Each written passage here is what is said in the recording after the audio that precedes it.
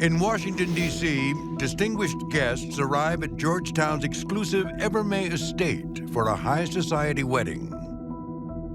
Many of them are military and intelligence professionals, and when they look around, they realize this is no typical gathering. There were lots of what you describe as Secret Service type people wandering around in dark sunglasses and bulging suits and earphones.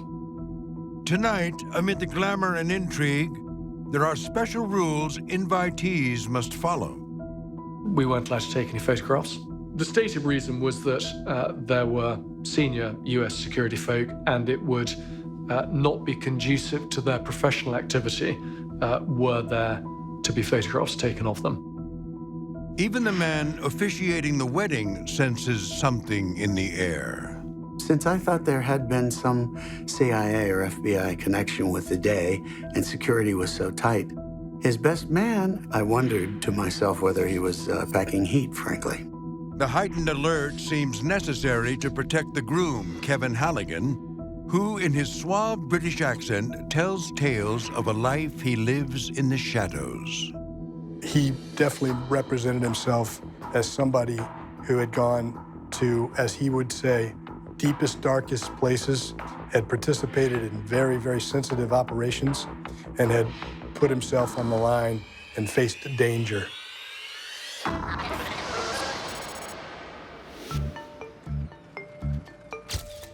Tim Craig Harvey is a retired British Army major. He first meets Halligen when they work together at a private security firm in England in the early 2000s. Immediately got on very well with Kevin, who was a charming guy. I could see that he was bright. I could see that he was the kind of guy who would be fun and interesting to work with. In 2003, Craig Harvey says Halligen gives him a job at a new company he forms in London called Red Defense International. The company declares it's an experienced provider of crisis prevention, management, and expertise. Claiming a global presence, Red Defense eventually sets up offices in the ultra-chic West End of London. There's no doubt that if you are able to rent offices in the heart of the West End of London, it suggests that you are winning contracts that enable you to pay the rent, and that in itself lends credibility. On its website, Red Defense says it can help clients handle anything from terrorism and blackmail to piracy and kidnapping. We did win some small contracts, but like a lot of companies when they start off, you take what you can get. According to Craig Harvey, Red Defense generates some legitimate business, and one job takes Kevin Halligen to Iraq to help deliver British radio handsets. He says that there, Halligen picks up a U.S. Department of Defense security pass. He loved that side of it because he could dress up in private security gear, and when he was out there, he could carry a gun. But it's a small job when compared with what's to come. In the late summer of 2006, an oil tanker called the Probo Koala sails from Europe to Africa. The ship has been chartered by a commodities trading firm with offices in London called Trafigura. It's looking for a place to offload waste chemicals. They were unable to offload them in Amsterdam. They were unable to offload them in Lagos, in Nigeria. But they were eventually accepted in Abidjan, in Côte d'Ivoire. The ship discharges its waste in the West African seaport of Abidjan, and what follows is dubbed an environmental disaster. Weeks later, Trafigura's CEO and another manager head to the Ivory Coast to do damage control. According to FBI Special Agent Jim Connor, their mission does not go according to plan. They were there ostensibly to settle the matter, or pay some damages, or agree to some sort of a settlement. And whether they were arrested or kidnapped, they were not able to leave. The two executives are locked up inside this notoriously bad prison. It was perceived that this could be something that could be dealt with fairly painlessly and fairly quickly. As time went on, it became clear that this was not going to be the case. In 2006, Trafigura has revenues of more than $44 billion. And getting their men out becomes priority number one. Their desperation for Halligen will be a massive windfall. Shortly after the arrests, an American security contractor in Washington, D.C. asks Kevin Halligen to represent him at a London meeting with Trafigura about their detained executives. FBI Special Agent Jim Connor says that Halligen senses a huge opportunity and does more than just fill a chair. The DC firm felt like Halligen kind of hijacked the job, got there first, made himself indispensable to the principal people, and kind of never took his position as a subordinate or second-level contractor. Tim Craig Harvey says Halligen's firm, Red Defense, at first wins only a small contract. But it's about to get much bigger, thanks to Halligen's skills as a salesman.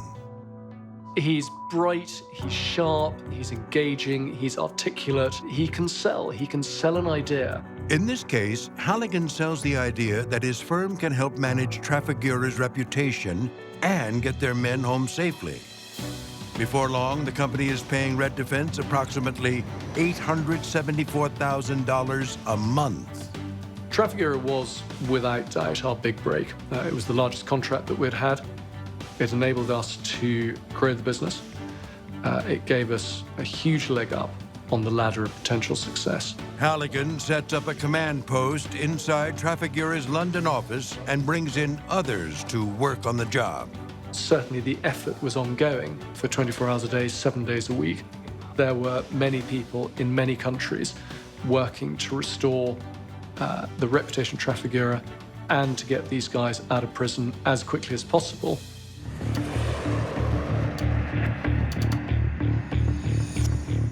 With an eye towards expansion, he begins traveling more and more to the perfect place for a security professional, Washington, D.C. He came right to the belly button of the beast.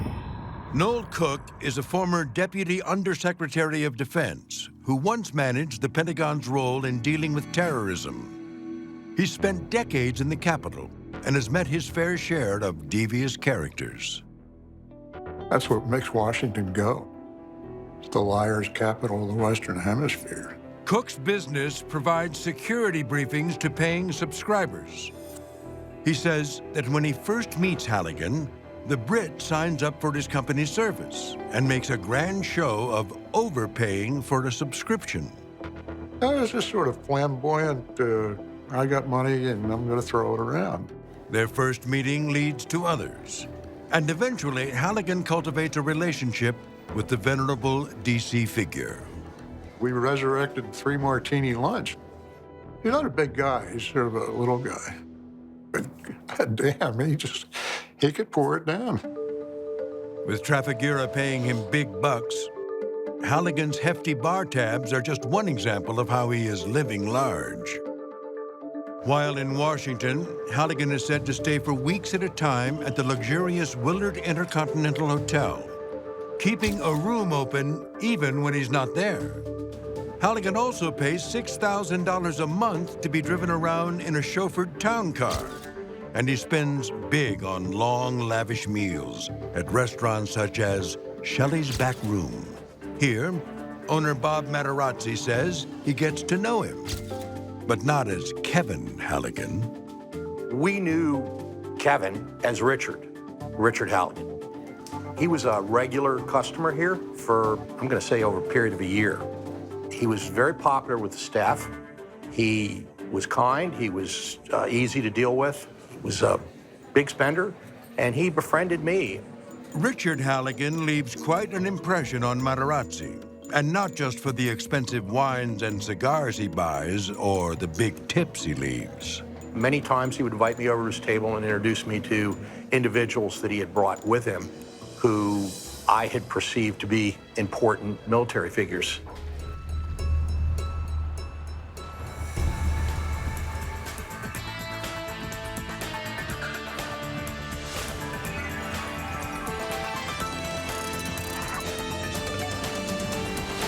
If you like American greed, you're gonna love this true crime podcast.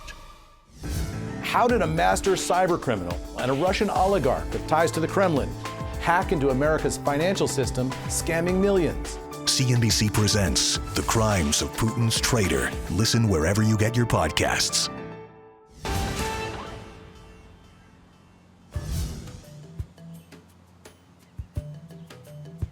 In the summer of 2016, Warner Brothers releases a movie called War Dogs.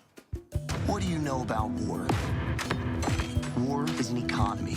It is loosely based on the true story of Efraim Diveroli and David Packhouse, two 20-something potheads from Miami Beach who beat out some of America's biggest defense contractors to win one of the largest munitions contracts for the war in Afghanistan, worth almost $300 million. It takes hard work, good timing, a few lies, and a big-time fraud. War Dogs is largely fiction, billed as a comedy. You drove these through the Triangle of Death. But the facts behind the jokes tell a not-so-funny tale about a time when war meets greed. These are the real War Dogs.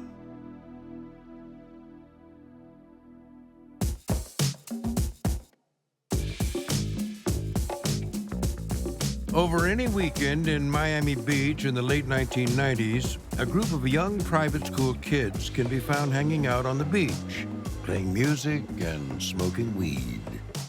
In the group are two friends, Efraim Diveroli and David Packhouse. Both of our families go to the same synagogue in Miami Beach, and so he was 12 years old. I was 16 when we first met. He was this really loud, funny kid.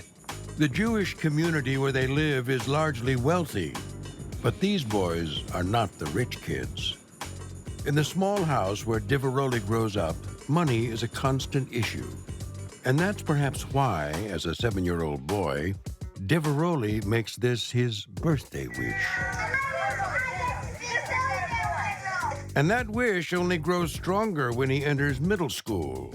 His classmate's father took his entire middle school class on his private jet to Israel for his son's bar mitzvah.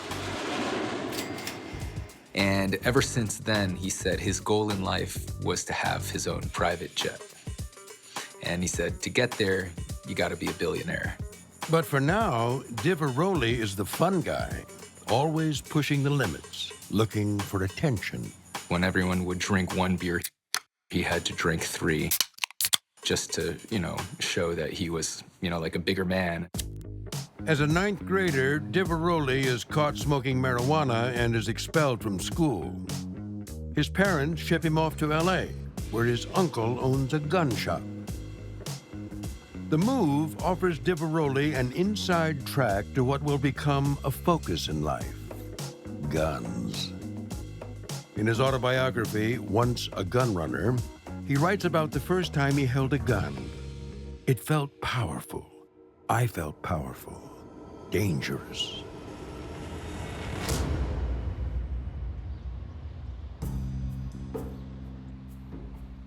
In LA, he moves quickly from the warehouse to the sales office. At age 16, Diveroli is now a teenage gun dealer. He is a very good communicator. He's very smart, very street smart, very savvy, and he learns the business extremely well. He says he is living and breathing guns and ammo while working as a sales rep for gun manufacturers. One customer in Utah is Ralph Merrill. He handled my orders well, on time, and handled any problems or questions that I had. So I was building trust and faith. After a few years in LA, Diveroli returns to Miami to start making his millions. Working out of a studio apartment, he takes over a shell company his father's called AEY and launches his own business, selling to the U.S. government. When he came back, he was still like a funny, goofy guy, but he was much more driven. And now he was only speaking about money and about business, and that was pretty much all he talked about. And for a guy looking to get rich quick, Diveroli is in the right business at the right time.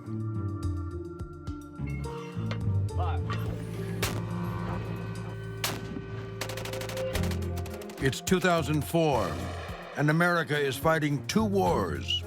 Enemy resistance in both Iraq and Afghanistan is far greater than expected. The military is unprepared. Oh, the military had no idea what was coming. They were caught utterly by surprise.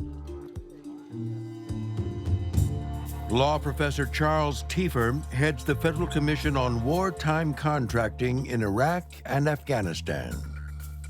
It had to get everything, logistics, ammunition, support for the Iraqi forces. It had to start out from scratch doing that. And Efraim Diveroli looks at the shortages on the battlefield and sees dollar signs. His gateway into the wartime cash machine is a website, Federal Business Opportunities, known as fedbizops.gov.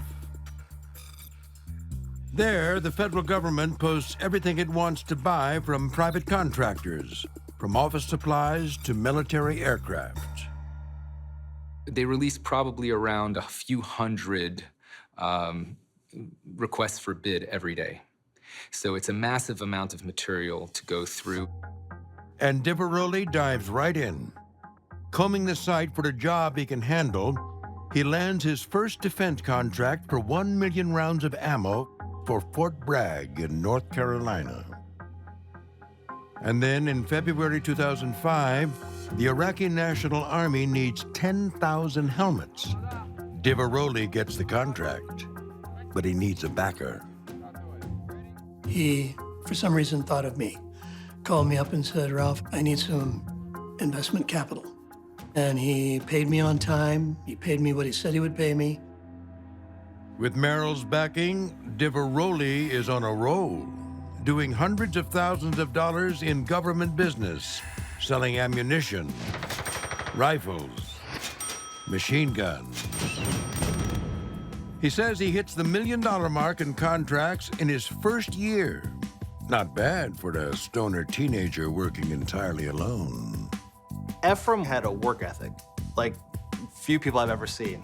That guy was willing to stay up all night, every night, to do the deal. But he does take time off, hitting karaoke bars with his friends, and the loud showman reappears. He would just whip his shirt off and make a big scene, and everyone would be clapping and laughing, and he'd be singing completely off-key, but that was part of the whole show. He was completely fearless. He loved attention, so he wasn't afraid to get it. The irony is that Packhouse is the one who hopes to make it big in the music business, and he is far from his goal. I was supporting myself by working part-time as a licensed massage therapist. I was wholesaling, importing and wholesaling linens from Pakistan and India, but it wasn't making me a massive amount of money. But Diveroli says he is raking in the cash. And he told me he was 18 years old at the time, he had made $1.8 million, and he showed me his bank statement. And that blew me away. For obvious reasons, when Diveroli asks Packhouse if he wants to join him in his contracting business, Packhouse figures he has nothing to lose. And so in November 2005, two friends sit side by side, scouring the internet for a big break. Their goals could not possibly be more different. One wants to become a musician.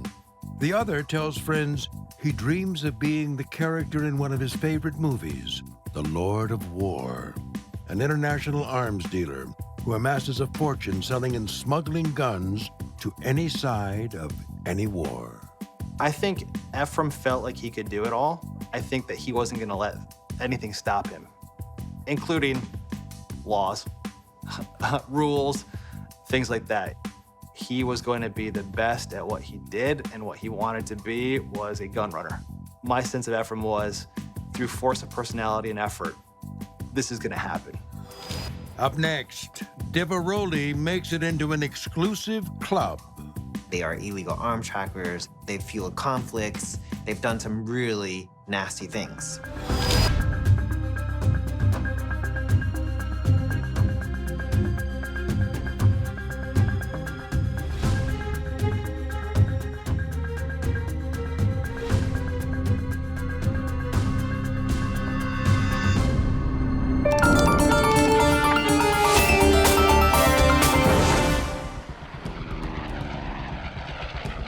Of all the great American bombers in aviation history, one of the most beloved is a plane named the Corsair, a famously fierce fighter during World War II.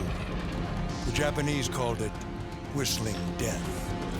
But from that illustrious past in combat, one classic Corsair takes a flight of fancy in October 2005.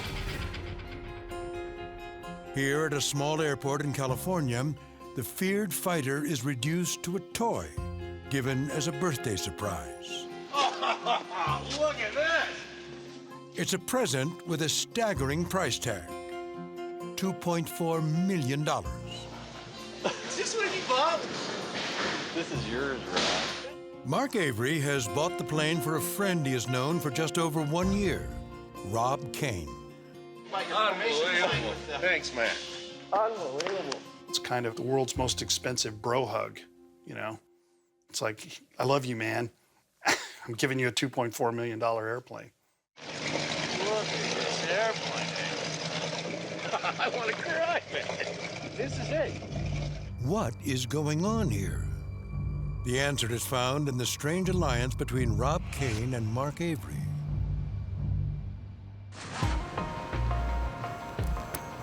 Avery grows up in San Francisco, living a privileged life in an expensive house near the Presidio, a neighborhood where today houses routinely sell for millions of dollars. His father is Luther Avery, a prominent attorney in town. Probably one of the most well-recognized and successful tax, estate, and business attorneys in the city of San Francisco at his time. And part of Luther Avery's success is built on the success of an Australian man named Stanley Smith, who made a fortune selling iron ore to the Japanese after World War II. Stanley Smith was, you'd probably call him a salt-of-the-earth man. He was a hardworking man. By the 1950s, Smith is worth tens of millions of dollars, and he decides to share his wealth. He gives his money away, quietly. The quote that's attributed to him is he's not one to get up and take a bow for doing things like that. After Stanley Smith dies in 1968, $350 million of his fortune is placed in a charitable foundation to support those in need, homeless children, people with disabilities, veterans. At the same time, $100 million of Smith's money is set aside to ensure the well-being of his wife, May Wong Smith. For years, May's money is kept perfectly safe. It was invested in the most secure method possible in cash, U.S. Treasuries, so there's no risk of loss whatsoever through the term of her life. Watching over the Smiths' millions are 3 trustees charged with protecting the money, but they are actually milking the trusts for all they can. They are paid a stunning salary of $400,000 a year. And according to the trust agreement, they can name their price on any professional services they provide. They were all living very well off of this trust. This was sort of a self-fulfilling, long-term business relationship that benefited everybody as long as they kept it quiet, kept it secret. Luther Avery is one of the trustees, and by the early 90s, he is helped in that role by his son, Mark, who is now a lawyer, a career that is something of a fallback. We know from our investigation, from his own statements, that he was interested in joining the military. So he tried that avenue and it didn't work. And that's because of a childhood accident that causes an eye injury and prevents Avery from pursuing his dreams. If he could have been, he would have been in the first responder world somewhere. He would have been in the military, or he would have been a fireman, or he would have been a police officer. I think those things interested him, and he liked that world. As he hits his mid-30s, Avery is restless working in San Francisco. He's looking for a change. He heads to Alaska, the last frontier. A place where he might find the rough and ready adventurous life he craves. But no. He ends up back working in law as a city and then a state prosecutor. Eventually, he tries his hand at small business. Avery, at various points, had tried to start a number of businesses, and none of them succeeded because he just didn't have good business plans and he didn't do follow-up. In 2001, he is living in a duplex on a busy street with his wife and children. He's broke. Our investigation revealed that he was significantly in debt from real estate, loans, just average consumer purchases. And then Avery gets the bailout he needs.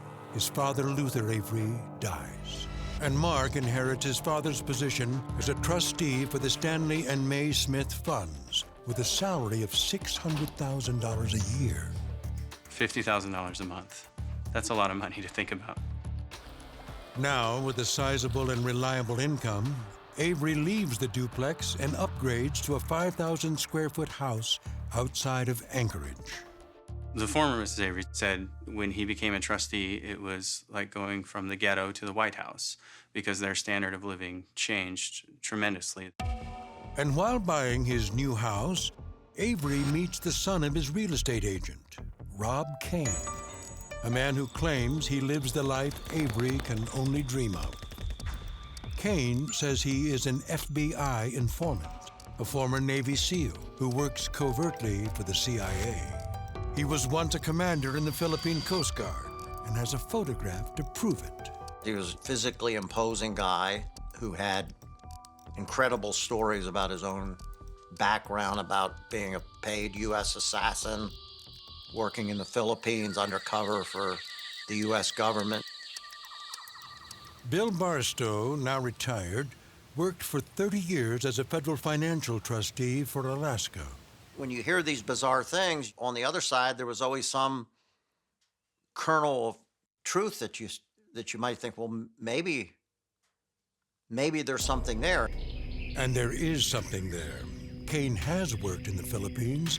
He has sold information to the FBI. However, He wasn't on the United States government's books as an undercover in any capacity, but he would just run around the world and try to collect information on people and sell it to whoever would buy it.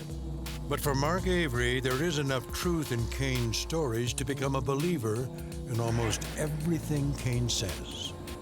Finally, it seems he has a genuine connection to the macho world he wanted to be part of.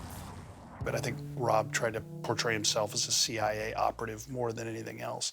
So now all of a sudden you've got that, kind of black ops world out there that I think that got him excited. By 2005, Mark Avery has a new friend, but he also has an old problem. He is in deep debt once again. He had accumulated approximately $600,000 in various personal debt, credit cards, vehicles, things of that nature. Most people could get by on $600,000 a year, but not Mark Avery.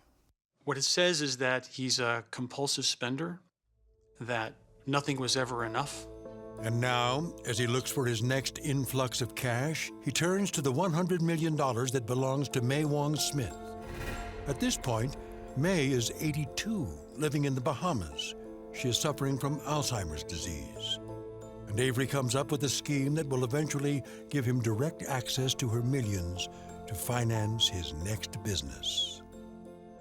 He's not thinking of May Smith anymore. This is about Mark Avery and Mark Avery's plans. And in May 2005, he puts his plans in action.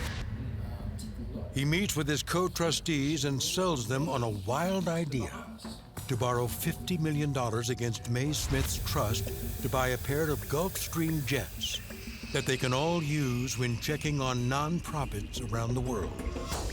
That made no sense because you could go to a pay-by-the-flight jet and say, I want 400 hours a year, and whenever you want a plane, there's a Learjet there for you to do whatever you want. But Avery argues the trust can actually make money on the jets by renting them out as charters and for medevac purposes. It's a clever pitch that adds one more perk to the trustee's job. And so they go along with Avery's scheme.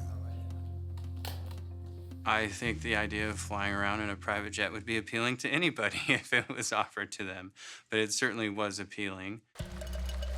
Back in Alaska, Avery seems unworried about a $50 million loan. And that's because Rob Kane assures him he can open doors throughout the world. But what Avery doesn't know is that according to federal investigators, Rob Kane is not to be trusted. The United States government and other governments had found Mr. Kane to be a fabricator, a liar, habitual at that he was a thief, and a con man, and had absolutely no credibility with the United States government. And so in the summer of 2005, half of the money that was to be spent only for the care of Mae Smith is now in the hands of a man who is perpetually in financial hot water. And working with him is a man described as a liar. They are a dangerous combination.